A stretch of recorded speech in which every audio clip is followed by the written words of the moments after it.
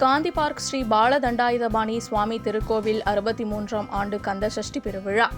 முருகப்பெருமான் சூரபத்மனை அழித்த நாளை நினைவு கூறும் வகையில் கந்த சஷ்டி பெருவிழாவினை நாடு முழுவதும் இந்துக்கள் விரதமிருந்து முருகனை தரிசித்து அருள் பெறுகின்றனர். கோவை காந்தி பார்க் ஸ்ரீ பாலதண்டாயுதபாணி சுவாமி திருக்கோவில் 63ஆம் ஆண்டு கந்த சஷ்டி பெருவிழா மிக பிரம்மாண்டமாகவும் கோலாகலமாகவும் நடைபெற்றது. இந்த கந்த சஷ்டி நிறைவு விழாவில் முருகன் வள்ளி தெய்வானை திருக்கல்யாணம் திருவிழா அறங்காவலர் குழு தலைவர் து. பரமசிவன் தலைமையில் நடைபெற்றது. திருக்கல்யாண திருவிழாவினை கங்கா மருத்துவமனை சேர்மன் டாக்டர் ராஜசேகர் குடும்பத்தார், பன்னாரி சுகர்ஸ் சேர்மன் பாலசுப்ரமணியம் குடும்பத்தார் மற்றும் MMR குடும்பத்தார் துவக்கி வைத்தனர்.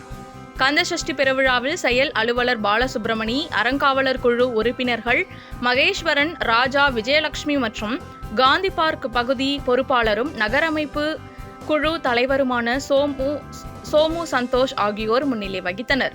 இந்த திருக்கல்யாண திருவிழாவில் பல ஆயிரத்திற்கும் மேற்பட்ட பக்தர்கள் மற்றும் பொதுமக்கள் கலந்து கொண்டு முருகன் வள்ளி தெய்வானையை தரிசித்து அருள் பெற்றனர். மேலும் கந்த சஷ்டி பெருவிழா நடைபெற்ற 6 நாட்களும் காலை மற்றும் மாலை வேளைகளில் முருகன் சிறப்பு அலங்காரத்தில் பக்தர்களுக்கு காட்சியளித்தார். திருக்கல்யாண திருவிழாவில் கலந்து கொண்ட கட்டளைதாரர்களுக்கு கோவில் நிர்வாகம் சார்பில் பிரசாதங்கள் வழங்கி சிறப்பித்தனர்.